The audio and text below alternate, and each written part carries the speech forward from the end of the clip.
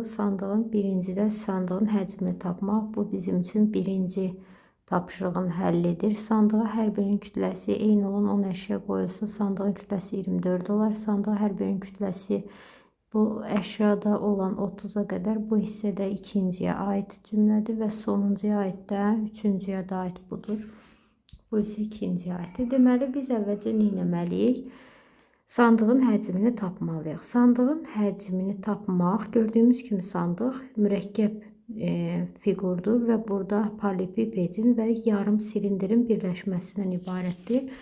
Paralelipipedin əvvəlcə həcminin yadıma salaram və paralelipiped bərabərdir ABS, yəni tillərinin hasillərinə bərabərdir. Deməli, tillərinin hər üçü də məlumdur və silindrin həcmi isə S oturacaq vur H-dır. Amma gördüyümüz kimi burada yarım silindir olduğu üçün 2'də 1 S oturacaq vur H olacaq. Gəlin əvvəlcə paralelipipedin həcmini tapaq. Ölçüləri 1, 0.6 vur 0.8. Bunların hasili olacaq 0,48.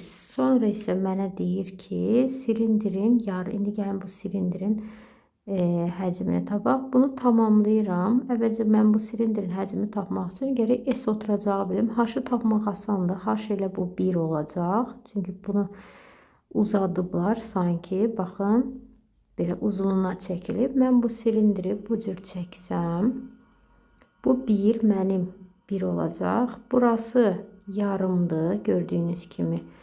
Yarım bu hissə, bu 0.6'nın yarısıdır, yəni 0.3'dür radiusumuz, burada 0.3'dür. Deməli, məndə silindir V bərabərdir 2'də 1 S oturacağımız pi R kvadratı, R'miz 0.3'ün kvadratı olacaq, H-ımız 1 olacaq, bərabər neçəyə? 0,45. Bir dəqiqə 0.9 alın, %9.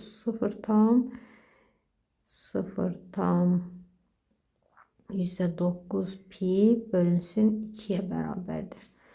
Və mən bunu hətta yarıya bölərəm. Deməli, nə olacaq?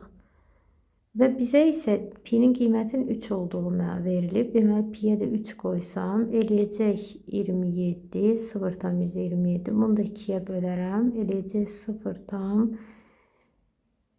0,35.